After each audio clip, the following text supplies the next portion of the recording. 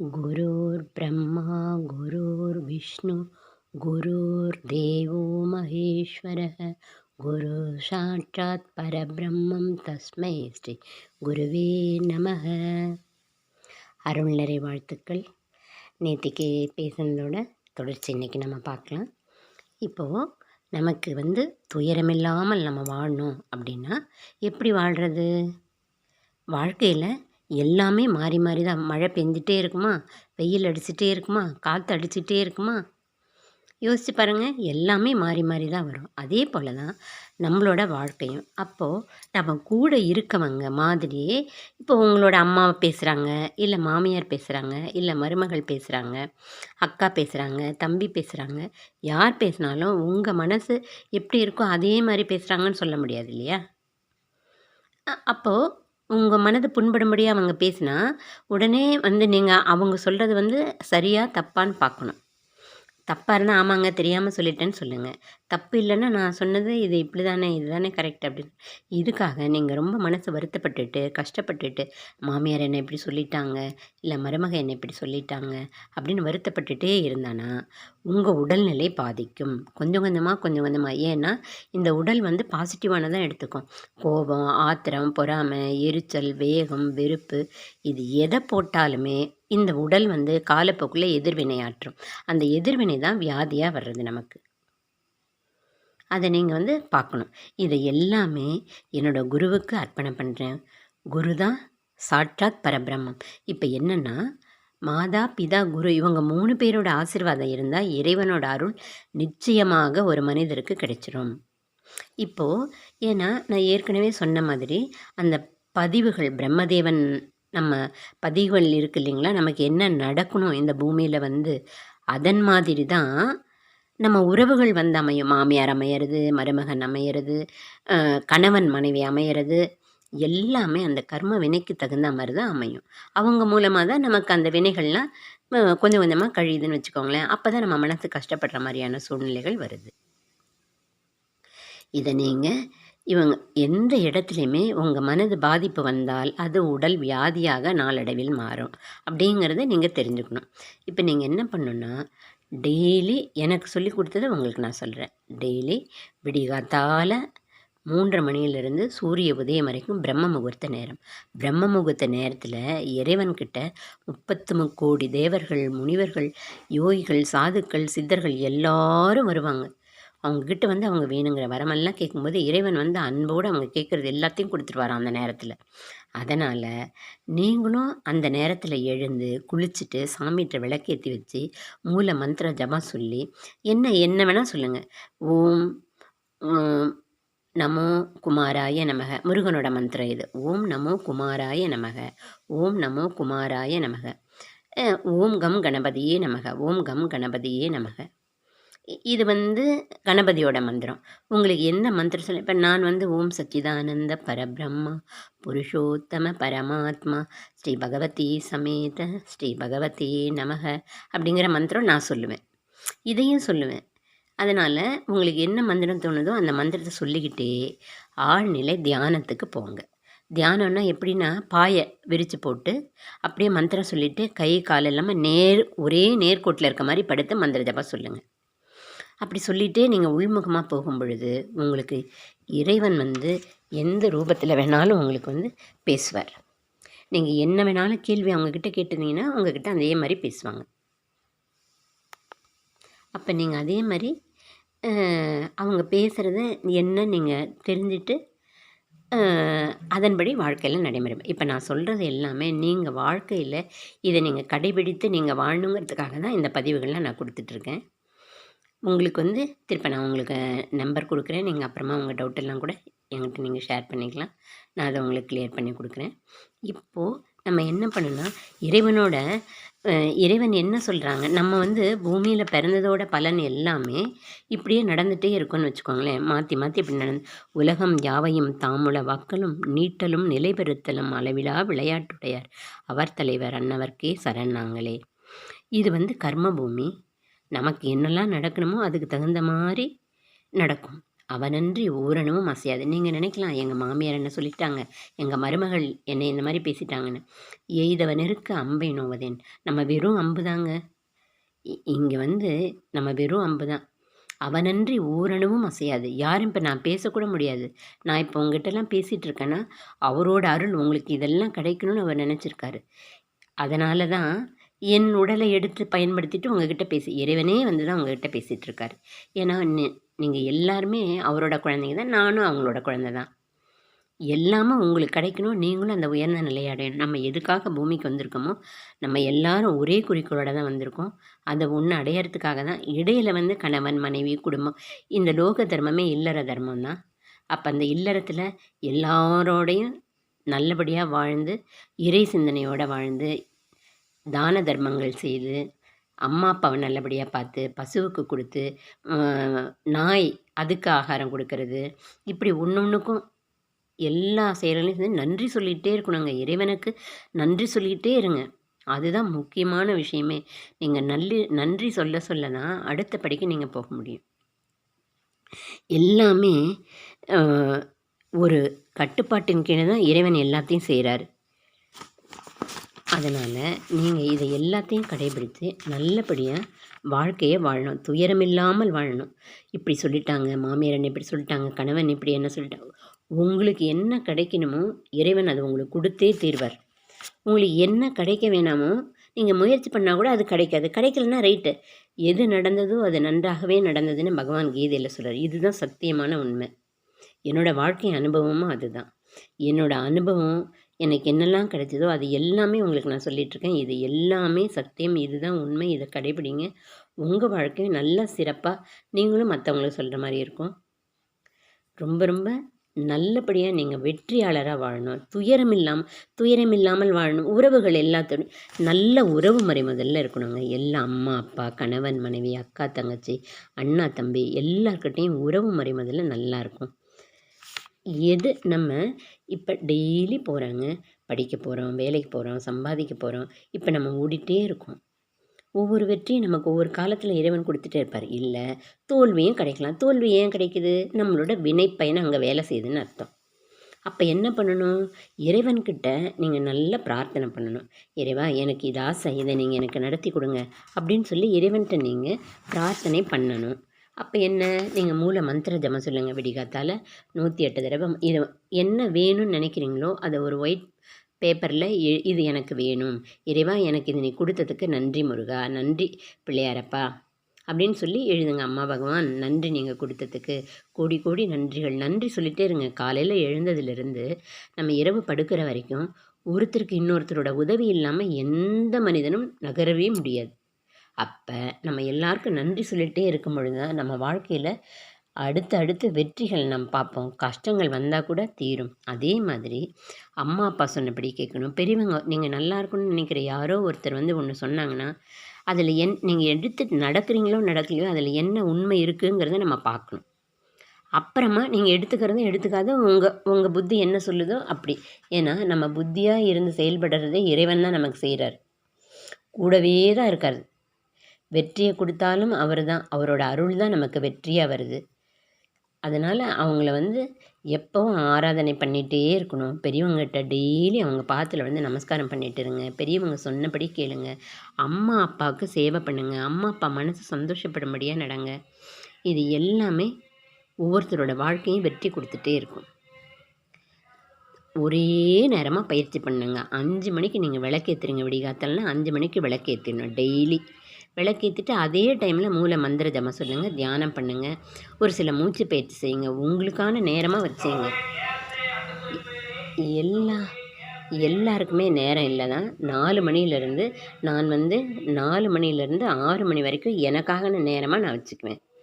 3:30 மணிக்கு எழுந்து 3:45க்கு அந்த மாதிரி எழுந்து 4 மணி கூட எழுந்து குளிச்சுட்டு சாமிகிட்ட விளக்கேற்றி வச்சுட்டு தீர்த்தம் கொண்டு வந்து புதுசாக பழைய தீர்த்தத்தை எடுத்து அதை நான் எல்லோரும் குடிக்கிறதுக்கு வச்சுக்குவோம். நீங்கள் மந்திர ஜபம் சொல்லுங்கள். வியாதி சரியாகணுன்னாலும் மந்திர ஜபம் 108 தடவை தீர்த்தத்தை வச்சு துளசி போட்டு செய்யுங்க. அந்த தீர்த்தத்தை தலையில் தெளிச்சுட்டு துளசியோடு சாப்பிடுங்க. உடல் வியாதி நிச்சயமாக குணமாகும். அந்த பூரண சரணாகதி முதல்ல இருக்கணும். பூரண சரணாகதி இருந்தால் தான் இறைவன் நேரில் பேசுவார். நம்ம நம்ம எல்லாருக்குள்ளேயும் இறைவன் இருக்கார். இறைவன் இல்லாத இடமே இல்லை. எல்லாருக்குள்ளேயும் யாராவது ஒரு குழந்தை ஏதோ ஒன்று பேசும். அது பார்த்திங்கன்னா நம்ம கொஷினுக்கு ஆன்சர் அப்படிங்கிற மாதிரி இருக்கும். நமக்கு வந்து எல்லா இடத்துலையும் பகைமை ஒரு இடத்துல வருதுன்னு வச்சுக்கோங்களேன். அது ஏன் வருது என்னங்கிறத நீங்கள் ஆழ்ந்து சிந்தனை பண்ணணும். ஆழ் மனது தான் இறைவன் இருக்கக்கூடிய இடம். அந்த ஆழ் மனதில் போகும் பொழுது நீங்கள் ரொம்ப அமைதியாகிடுவீங்க. வேகம் கெடுத்தாண்ட வேந்தன் அடிவெல்க அப்படின்னு மாணிக்க வாசகர் சொல்கிறார் திருவாசகத்தில். அதாவது என்கிட்ட இருந்த வேகமெல்லாம் போயிட்டது. எப்போ என்னை ஆட்கொண்டுட்ட நீ எனக்குள்ளே வந்து என்னை நீ எடுத்துக்கிட்டப்பா, எனக்கு இனிமேல் ஒன்றும் வேலை இல்லை, நீ தான் எனக்கு எல்லாமே அப்படின்னு அவர் வேகமே இல்லைன்னு சொல்கிறார். வேகம் கெடுத்தாண்ட வேந்தன் அடிவெல்க அப்படின்னு சொல்லி நீங்கள் சொல்லலாம். இப்போது நீங்கள் யார் மனதை புண்படுத்தினாலும் துயரம் இல்லாமல் நீங்கள் வாழ்ந்தீங்கன்னா நீங்கள் வந்து நோய் இல்லாமல் வாழலாம். பாருங்கள், நோய் இல்லாமல் வாழணும், துயரம் இல்லாமல் வாழணும், எல்லா உறவுகளோடையும் ஒற்றுமையாக வாழணும். உறவுகள் ஒற்றுமையாக இருக்கணும், துயரம் இல்லாமல் இருக்கணும், வியாதி வராது. வியாதி இல்லாமல் நீங்கள் இருந்தாலே வாழ்க்கையில் உங்களுக்கு ஒவ்வொரு படியிலையுமே நீங்கள் எந்த வேலை செஞ்சாலும் வெற்றி நிச்சயமாக கிடைக்கும் உங்களுக்கு. இது எல்லாமும் உங்களுக்கு கிடைக்கணுங்கிறதுல தீவிரமாக உங்கள் மனசில் நீங்கள் நினைக்கணும். இங்கே நான்கிறது எதுவுமே இல்லை. நான் நினைக்கும் போது என்னை எப்படி இவங்க சொல்லலாம், என்னை எப்படி இவங்க சண்டை போடலாம், என் மேலே எப்படி குற்றம் சொல்கிறாங்க அப்படின்னா என்ன அர்த்தம்? என்ன நான்கிறது தான் இந்த மாதிரி நினைக்கும். இங்கே நானே இல்லைங்கும் பொழுது அப்போ பேசினவங்களும் யாராக தானே, அங்கேயும் அவங்க இல்லை தானே. நீங்கள் பார்க்குறதுக்கு உங்கள் மாமியாராக தெரிவாங்க, உங்கள் மருமகளாக தெரிவாங்க. ஆனால் உள்ளே இருந்து பேசுகிறது யார்? இறைவன் தான் பேசுகிறார். அப்போ நீங்கள் இறைவன்கிட்ட பேசுங்க. ஏன்ப்பா என்னை இப்படி தப்பாக பேசுனீங்க, ஏன்ப்பா இப்படி என்னை தப்பாக சொன்னீங்க அப்படின்னு சொல்லி இறைவன்கிட்ட பேசுங்க. ஏன்னா அங்கே உங்கள் மாமியார் பார்வைக்கு தான் மாமியார், பார்வைக்கு தான் மருமகள், பார்வைக்கு தான் கணவன். உள்ளே இருந்து பேசுகிறது யார்? இறைவன் தான் பேசுகிறாரு. என்ன நம்மளோட வினைப்பயனாகப்பட்டது அவங்க மூலமாக பேச வைக்குது. உடனடியாக மனசு கஷ்டம்தான் வரும். அந்த கஷ்டம் எப்படி நீங்கள் உள்ள ஆழ் மனதுக்கு போகும்போது இறைவன் அங்கே இருப்பார். அப்போ உங்கள் மனசு சமநிலைக்கு வரும். சமநிலைக்கு வரும் பொழுது தான் உங்களுக்குள்ளார இந்த கோவப்படுறது நான்கிற எண்ணம் இதெல்லாம் இருக்காது. அப்போ அன்பின் நிறைநிலை, அன்பின் நிறைநிலை தான் அருளின் நிறைநிலை. அன்பின் நிறைநிலை, அருளின் நிறைநிலை தான் இறைவன். எல்லா தெய்வமும் அவங்க தான். ஒவ்வொரு காலத்துலேயும் இறைவன் அவதாரம் பண்ணி நமக்காக வந்து பூமியில் அவதாரம் வச்சு நன்மைகள் எல்லாம் நமக்கு செஞ்சுட்டு போயிருக்கார். அதே மாதிரி தான் இப்போவும் எல்லாரும் குரு தானே, எல்லாமே குரு தான். குரு இல்லாமல் இல்லை. எல்லா ராமகிருஷ்ண பரமஹம்சர், விவேகானந்தர், ரமணர், வள்ளலார், ராகவேந்திரர், இப்படி எவ்வளவோ யோகிகள், சாதுக்கள், சித்தர்கள், முனிவர்கள், இப்படி நிறைய பேர் எப்பயுமே ஒவ்வொரு காலம். இப்போ சத்குரு இருக்கார், உயிரோடு இருக்கார். இவர் ரவிசங்கர், அவர் இந்த ஆன்மீகத்தில் நிறைய எல்லாருக்கும் எல்லாமே சொல்லி கொடுத்துட்ருக்காரு. அவரும் ஃபாலோவர்ஸ் நிறையா இருக்காங்க. அம்மா பகவான் தாங்க இந்த ஞானம் எல்லாமே அவங்க கொடுத்தது தான். அவங்க தான் என்னை இந்த உயர்ந்த நிலையை கொண்டு வந்தாங்க. என்னோடய அனுபவம், நான் முதல் நாள் அன்னைக்கு பகவான் போன அன்னைக்கு எனக்கு இந்த மாதிரி தியானம் பண்ணும் பொழுது உடனே எனக்குள்ளார வந்து நான் சிவனாக வந்தாங்க. பகவான் எனக்குள்ளே சிவனாக வந்தாங்க. சிவனாக இருந்து உனக்கு அனுகிரகம் பண்ணுறேன்னாங்க. இன்னை வரைக்கும் இந்த சுவாசமே வந்து அம்மா பகவானோட தான். என்ன வேணாலும் உடனே முருகன் வேண்டினா முருகன் வருவார், சிவனை வேண்டினா சிவன் வருவார், மகாவிஷ்ணு வேண்டினா மகாவிஷ்ணு வருவார், அம்பாளை வேண்டினா அம்பாள் வருவாங்க, பிள்ளையார் வேண்டினா பிள்ளையார் வருவாங்க. அந்த நிலைமைக்கு நீங்கள் எல்லாரும் வரணும். அதுக்கு நீங்கள் செய்ய வேண்டியது எல்லாரையும் மன்னிக்கணும். கோபப்படக்கூடாது, கோபம் இல்லாமல் இருக்கணும். கோபப்படக்கூடாதுன்னா கோபம் வரும் தான். ஆனால் ஏன் கோபம் வருதுங்கிறத பார்க்கணும். உடனே தெரியலனாலும் கொஞ்சம் நேரம் அதை யோசித்து பார்க்கும் பொழுது ஐயோ ஜீயன் கூப்பிட்றதேங்க இருக்கிறதுலே கோவமே பொல்லாது, கோவமே பாவம், கோவமே குடி எடுக்கும்னு சொல்லுவாங்க. இருக்கிறதுலே மோசமான தோஷம் வந்து கோவம்தான். கோவத்தினால தான் எல்லா இடத்துலையும் பிரிவினை வருது, வேற்றுமை வருது. அன்புக்கு அன்பு மட்டும்தாங்க தெரியும். அன்பாக இருந்தேன்னா ஐயோ பாவம் தெரியாமல் சொல்கிறாங்க பகவான், அவங்கள மன்னிச்சிருங்க அப்படின்னு நிச்சயமாக அப்படி தாங்க வரும். கோவத்துக்கு இடமே இல்லைங்க. கடுமொழி பேச மாட்டோம், வேகமாக பேச மாட்டோம், ஒரே சமநிலையில் நம்ம வார்த்தைகள் இருக்கும், மேலே கீழே போக மாட்டோம். இது எல்லாமே ஒன்று ஒன்றா நீங்கள் பயிற்சி பண்ண எல்லாமே வருங்க.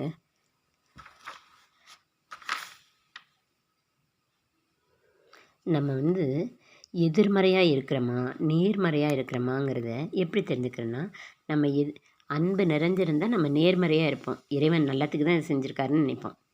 ஆனால் இவங்க எப்படி என்ன சொல்லலாம், இவங்க எப்படி இப்படி பேசலாம் அப்படின்னா நம்ம எதிர்மறையாக இருக்கோம். அப்போ என்ன, ஆத்திரம், பொறாமை, எரிச்சல், கோபம்லாம் இருந்தால் தான் எதிர்மறையாக இருப்போம். எதிர்மறையாக இருக்கிறத நம்ம வந்து பார்க்கணும். அப்போ அம்மா பகவான் எனக்கு நல்ல அன்பு நிறைய நிலையே கொடுங்க, அன்பாக நான் இருக்கணும். அப்போ நம்ம அன்பாக இருந்தோன்னா என்ன தெரியுங்களா, பாசம், கருணை, இரக்கம், இனிமை, கனிவு, இது எல்லாமே இதுதான் நம்ம உடம்பு கூட ரொம்ப அருமையாக நம்ம உடம்பை ரொம்ப ஆனந்த நிலையை கொடுக்குங்க. நீங்கள் இது எல்லாமே திரும்ப திரும்ப நீங்கள் போட்டு கேட்டு பாருங்கள். உங்களுக்கு சொல்கிறதெல்லாம் நீங்கள் எழுதி வச்சுக்கோங்க. அப்போ தான் உங்கள் வாழ்க்கையில் நீங்கள் அதை கடைபிடிக்கலாம். கருணை, இரக்கம், இனிமை, கனிவு, இது எல்லாம் உங்களுக்குள்ளே இருந்துன்னு வச்சுங்களேன், நீங்கள் ஒருத்தர்கிட்ட எப்போ கடுமையாக நடந்துக்குவீங்களா? நிச்சயமாக நடந்துக்க மாட்டோம். அன்பு தானே இருக்கும். யாராக இருந்தாலுமே நம்ம ஐயோ பாவம்னு நினைப்பாங்க. ஒன்றுமே வராதுங்க, ஐயோ பாவம்னு தான் நினைப்பான். எந்தவித தடைகளும் இல்லாமல் உங்களுக்கு இந்த நன்மைகள் எல்லாமே நடக்கும். அப்பா கிட்ட நல்ல உறவு முறை இருந்ததுன்னா ஐஸ்வர்யத்தில் நல்லா வருவோம். இப்போ தான் ஒருத்தர் வந்து பகவானோட பர்சனல் தர்ஷனம் வரும்பொழுது அவங்க வந்து பயங்கர லாஸு, கோடிக்கணக்கில் நஷ்டம். அந்த பிஸ்னஸே அப்பா கொடுத்தது தான். அப்பா ரிட்டையர் ஆகிட்டார். இவர் இந்த மாதிரி வந்தோடனே தர்ஷன் வந்தபோது, அப்பாவை பார்த்தீங்களா, அப்பாட்ட அப்பா பார்த்து ரொம்ப நாள் ஆச்சு பகவான், நானும் வேலைக்காரங்களாம் வச்சு அப்பா பார்த்தேன், போய் அப்பாவை பார்த்துட்டு வாங்க. உடனே இவர் வீட்டுக்கு போனார், போய் அப்பாவை போய் பார்க்க போனார். அப்பாவுக்கும் ரொம்ப சந்தோஷங்க, மகன் வந்துட்டாங்க. ஏன்னா அவர் வரமாட்டார், எப்போவாது தான் வருவார் அப்பாவை பார்க்க. அந்த ஏக்கம் அவருக்குள்ளார. உடனே நல்லா இருக்கே அப்பா, எப்படிப்பா இருக்க அப்படின்னு அப்பா கேட்குறாரு. பிஸ்னஸ்லாம் எப்படிப்பா போகுது அப்படின்னு சொல்லும் பொழுது இவர் வந்து வேண்டா வெறுப்பா பிஸ்னஸை பற்றி சொல்கிறாரு. அவங்க அப்பா அவ்வளோதாங்க, கடகடன்னு இதை இப்படி பண்ணு அப்படி பண்ணு, இதை இப்படி செய்யணும் அவங்க அப்பா சொன்னாருங்க. அவர் சொன்ன மாதிரியே செஞ்சார். அவ்வளோதான். கோடிக்கணக்கில் இருந்த நஷ்டம் அதில் பயங்கரமாக இன்கம் டேர்ன் ஓவராகவே அந்த இதை பூரா கடன் பூரா அடைச்சிட்டார். பார்த்துக்கோங்க, அப்பா சொன்னபடி கேட்டதுனால அவருக்கு அந்த நன்மை கிடைச்சது. இவ்வளோதாங்க, ரொம்ப சிம்பிள். அதே மாதிரி அம்மா கிட்ட வரும். அம்மா அப்பா இல்லாமல் நம்ம யாருமே கிடையாது. அம்மா அப்பாவை எடை போடணும்னா நம்ம வினைப்பயனாகப்பட்டது எடை போட வைக்குது. நம்ம வினைப்பயனால தான் நம்ம எல்லா இடத்துலையுமே மன கஷ்டம், வெறுப்பு, எங்கே போனாலும் உடனே நடக்கணும், நம்ம சொல்கிறபடி கேட்கணும், ஏன் இவங்க இப்படி இருக்காங்க, இப்படி ஏதாவது ஒன்று உடனே உடனே உடனே உடனே மனசு நினைக்கிறதுனாலே நம்ம கொஞ்சம் சரியில்லாமல் இருக்கோங்கிறத நம்ம வந்து கவனித்து பார்க்கணும். ஆட்டோமேட்டிக்காக உங்களுக்கு நன்மைகள் கிடைக்க ஆரம்பிக்கும். அதுக்கு வந்து அம்மாக்கிட்ட நல்ல உறவு முறை வச்சுக்கணும், அப்பாக்கிட்ட நல்ல உறவு முறை வச்சுக்கணும். இதை வந்து நல்லா கவனமாக இருங்க. அப்போ தான் முதல் படியே அம்மா அப்பாக்கிட்ட உறவு முறை நல்லா இருந்தால் உங்களுக்கு வந்து உங்கள் கூட பிறந்த சிஸ்டர்ஸு, பிரதர்ஸு, ஃப்ரெண்ட்ஸு எல்லா இடத்துலையும் உறவு முறை நல்லா, ரத்த உறவுகள்கிட்ட உறவு முறை நல்லா வச்சுக்கணும். ஆட்டோமேட்டிக்காக உங்களுக்கு எல்லா வெற்றியும் வெளியில் கிடைக்கும். என்ன சொன்னாலும் அப்பா சண்டை போட்டால் நமக்கு கிரேஸுங்க, அம்மா சண்டை போட்டால் நமக்கு கிரேஸ். யாராவது ஒருத்தர் ஏமாத்துறாங்கன்னா இறைவன் ஓடோடி வருவார். நம்ம பிள்ளைய ஏமாத்துறாங்க, சரி பண்ணும், கூடவே இருந்து நம்ம ஹெல்ப் பண்ணுவார். எப்போ தெரியுமா, அந்த ஏமாத்துறவங்கள நிந்திக்கக்கூடாது, திட்டக்கூடாது, கோவப்படக்கூடாது. மாமியார் நம்மளை சண்டை போடுறாங்கன்னா, ஆமாத்த தெரியாமல் பண்ணிட்டேன் அப்படின்னு சொல்லலாம். இல்லை நீங்கள் வருத்தப்பட்டு வந்துடலாம். ஆனால் அவங்கள இந்த பக்கம் வந்து கண்ணா பின்னான்னு திட்டுறது, இல்லை மருமகளை இப்படி சொல்லிட்டாங்கன்னு மருமகளை கண்ணா பின்னான்னு திட்டுறதுன்னா கடவுள் வரமாட்டார். ஆனால் இந்த பக்கம் வந்துட்டு நீங்கள் வருத்தமோ கஷ்டமோ பட்டிங்கன்னா, சரி நம்ம குழந்தை வருத்தப்படுறா, அவளுக்கு ஹெல்ப் பண்ணணும் அப்படின்னு சொல்லிட்டு பகவான் வந்துடுவார். இது எல்லாம் உண்மையான உண்மை. என்னோடய வாழ்க்கை அனுபவங்க இது எல்லாமே. எவ்வளோ அழகான வாழ்க்கை. நீங்கள் எல்லோரும் வெற்றியாளராக வரணும். அதை விட முக்கியமான விஷயம், எதுக்காக நம்ம பூமிக்கு வந்திருக்கோங்கிறத நம்ம வந்து கண்டுபிடிக்கிறதுக்கு உண்டான நாள் விரைவில் பக்கமாக வரும். நான் ஒவ்வொரு இதுலேயும் உங்களுக்கு நான் எல்லாத்துலேயும் சொல்கிறேன் நான். இப்போ இன்றைக்கி இதை நான் சொல்லியிருக்கேன். இதை அப்படியே ஃபாலோ பண்ணுங்கள். திரும்ப திரும்ப போட்டு கேளுங்க. நீங்கள் எல்லாருமே நல்லா வரணும். நமக்கு வந்துங்க இந்த பூலோகத்தில் என்னென்ன தேவைகளோ அந்த தேவைகள்லாம் முதல்ல பூர்த்தி ஆகிறதுக்கு தான் இப்போ நான் சொல்லிகிட்ருக்கேன். முதல்ல துயரம் இல்லாத நிலை. அந்த துயரம் இல்லாத நிலை வரணுன்னா யார் என்ன சொன்னாலும் அதில் என்ன உண்மை இருக்குங்கிறத நம்ம பார்த்து அதன்படி அதை கரெக்டாக நம்ம பேசணும். அப்போ துயரம் போயிட்டு தான். அடுத்தது உறவு முறை. அம்மா அப்பா, அக்கா தங்கச்சி, அண்ணா தம்பி, இவங்கக்கிட்டலாம் நல்ல உறவு முறை இருக்கணும். அந்த நல்ல உறவுமுறை இருந்தால் அடுத்தது வெற்றி உங்களுக்கு கண்டிப்பாக கிடைக்கும். நோய் வராது. இது எல்லாம் சரியாயிட்டுதுன்னா எல்லாத்துலேயும் உங்களுக்கு ஆட்டோமேட்டிக்காக வெற்றி கிடைக்க ஆரம்பிக்கும். இதை நீங்கள் ஃபாலோ பண்ணுங்கள். உங்களுக்கு எல்லா வெற்றியும் கிடைக்க அருள் நிறை வாழ்த்துக்கள். அடுத்ததில் பார்க்கலாம். அடுத்தது நான் சொல்கிறதையும் எடுத்துக்கோங்க. இது எல்லாமே திரும்ப திரும்ப போட்டு பாருங்கள். உங்களுக்கு என்ன தோணுதோ அதை நீங்கள் திருப்பி நீங்கள் போட்டுவிடுங்க கமெண்ட்டில். ஓகே, நன்றி, வாழ்த்துக்கள்.